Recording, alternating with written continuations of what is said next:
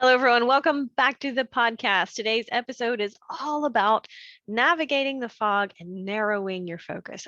Or, as I like to say, I said it in my book, Bridges Out of the Past, A Survivor's Lessons on Resilience, where I dedicated a whole chapter to crossing from fear and fog in our lives during a time of uncertainty and crossing over into a time of focus, right? And I think that's a question that we all encounter at some point is when we're going through uncertainty or hard times or adversity, and it can be very much like a fog. If you've been driving a car for more than a few months, you've probably experienced a time where you drove in a heavy fog and it's just so dense and you cannot see beyond just a few feet. And it's a little intimidating. It's a little overwhelming, right? If you're driving and trying to navigate a car and you can't see where you're going. And I think times of adversity or uncertainty in our life are just like a heavy fog sometimes that descends around our car, and we can't really see down the road or how far we want to go, and it can be scary, intimidating, and even overwhelming. And the thing about that is when you encounter that fog or that season of adversity, the temptation would be just like it is in a real car.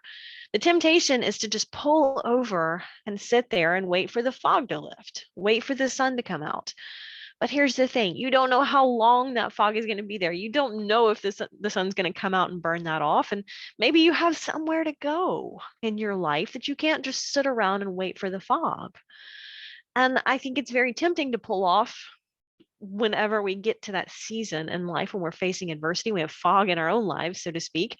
It's very easy to get derailed or distracted or, take a detour because we don't have that feeling of certainty relative to where we're going and can we see where we're going.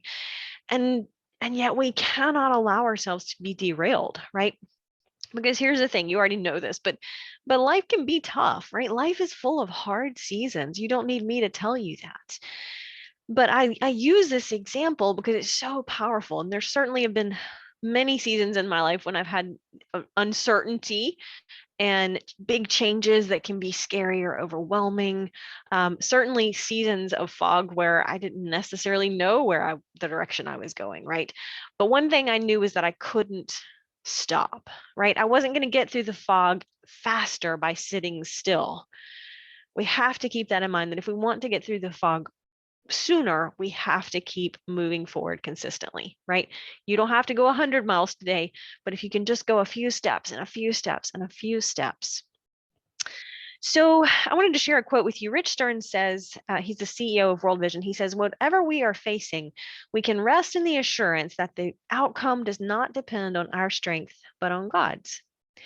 And I really like that because I think that's the first key to crossing from fog to focus, so to speak. I think that's the first key, is that we need to choose faith over fear, right? And if you're a person of faith, which I'm certainly am sharing my faith here, but I think it's important to just simply make that choice. It doesn't mean it's an easy choice, but whenever you're facing a season of adversity or hardship or a challenge in your life, it is a choice that we make to choose faith over fear. It means that as Christians, we've already made the decision that we can transcend earthly experience, right? That's because we believe in the grace that Jesus offers us.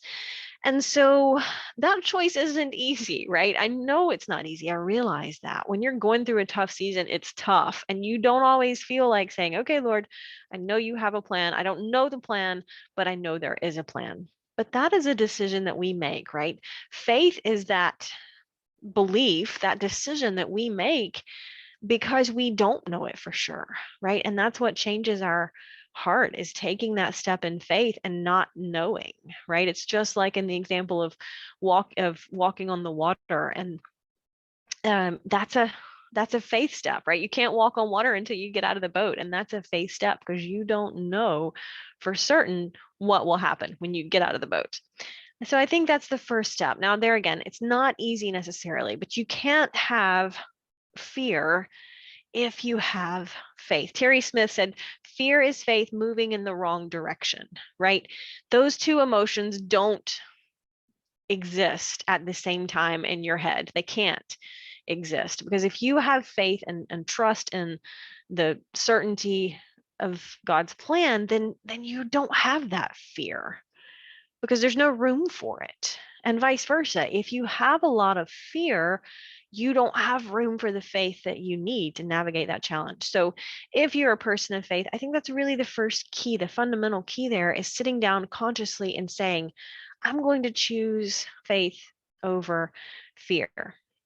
Now, the second thing that I think is really important, the second key to moving from the fog to focus in our lives and getting out of the fog is narrow our focus, because fog is overwhelming, right? It's just that heavy blanket that just covers everything. And it's very easy to get distracted and overwhelmed, as I said. But the thing is, just like when you're driving a car and you're told in the driver's manuals, and if you've been driving for a while, you know this, you've experienced this. You turn off your high beams and you turn on the low beams in the car, right? Because you're narrowing that focus of the headlights so that they can see just a little bit closer in front of you. But when you narrow that focus, your focus isn't reflecting off of the fog and just blinding you. And I think that's very applicable to our own life as well, right? When you're feeling overwhelmed in that season, don't focus on everything around you, but narrow that focus to the one or two most important things at the moment, right? The one or two most critical things that you can focus on right now. For example, I have an incredible to-do list because I've always got lots of exciting projects and things that I want to do, but particularly in a busy season, like for the next several weeks, as we wrap up the year, Mac and I have a lot of speaking and travel engagements coming up, and that's certainly a blessing. But managing all of our travel and things like that, and then also trying to tackle the end of the year projects that I like to be working on, means I have just a list of things that I want to get done and achieve, and it can be overwhelming. And what I realize is that I don't need to focus on everything. I need to just focus on one or two most critical things every single day. And when I get those done, then I can move on to the other things. But see, as humans, it's very easy for us to get distracted, right? Distraction is the enemy of focus in your life. And that does not serve you well. So crossing through fog, I think it's especially important when we're going through times of adversity to really be mindful about narrowing our focus and say, okay, let's get rid of the fluff. What gets down to must get done or should be done, or what is most critical. I always like to have two lists going into a busy season of travel like this. I have this would be nice to do, but this list must get done, right? And things that must get done, when you really get down to it, narrowing the focus really helps you be more intentional about honing in on it. And I find I'm more productive. And there again, it's also less distracting. It's easier to be intentional and not get distracted by the little things that pop up that are certain to derail your progress. So, very important there. Second step, narrow your focus. And sometimes that means saying no to the good so that you can really concentrate on that thin line that you know you need to travel, right? Say no to the good so you can say yes to the great. And then I think the third thing, and probably last but not least here, is really applicable. And this is one of the things I talk about in Bridges Out of the Past in the chapter on um, moving from fog to focus. Take some time for rest, because when you're going through that season of adversity or challenges and frustrations or fog, so to speak, it's very easy to get overwhelmed, and your body and your mind need more rest in that season, right? When you're pushing harder up the mountain, you need more rest because you're going up a bigger mountain. And so it's just like, in a physical world, if you're going to go, hike up a little hilltop, you might get a little breathless, but you've got the energy to go up to the top. But if you're climbing Mount Everest, you are having to put all your physical and mental resources into getting up that mountain. You're going to need a lot more rest after that experience versus just strolling up the hillside, right?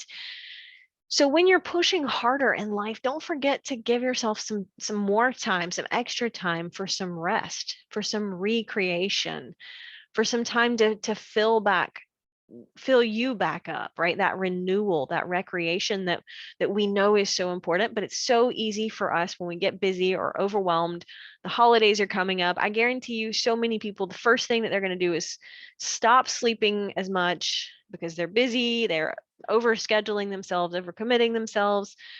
And what they'll do is that their health will start to suffer because they'll start, sleeping less, eating worse, you know, all of those little things that don't feel big in the moment, but they add up over time. So I really like to encourage people, when it comes to being resilient, don't forget that it's okay to take a little extra rest. In fact, it's so important to help you navigate through that season or that obstacle sooner, quicker, right? Faster, because you're more recharged. And the thing is that when you're tired, you don't think well. You don't make good decisions when you're tired. It's just like when you're hungry. Nobody ever makes great decisions when they're hungry.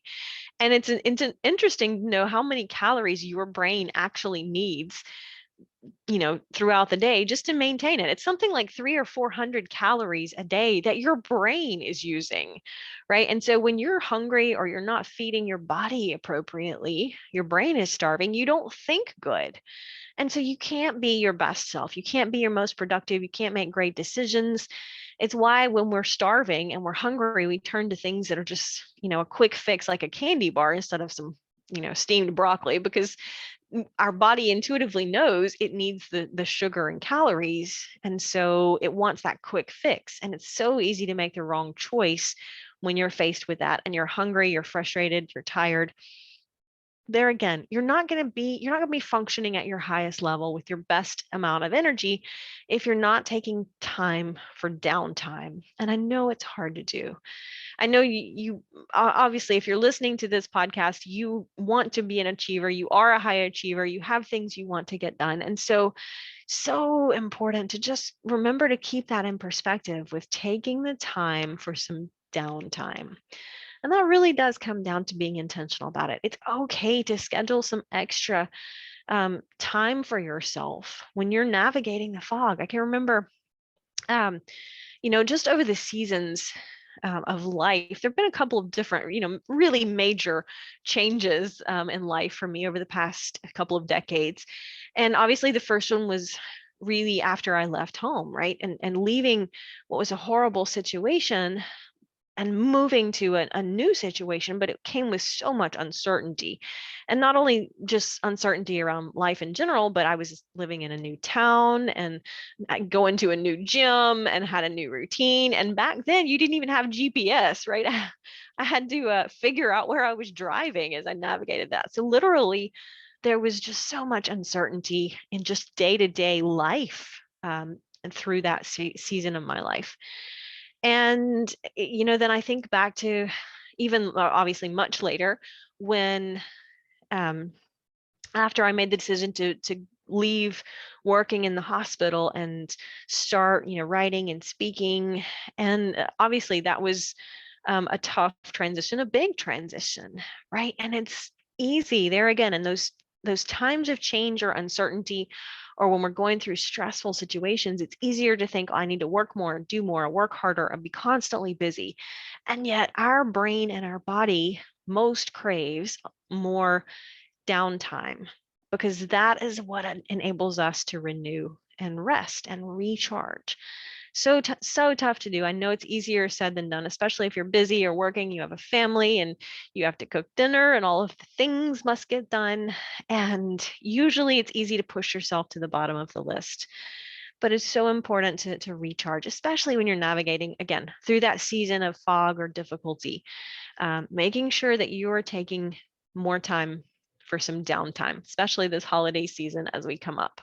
Until next time.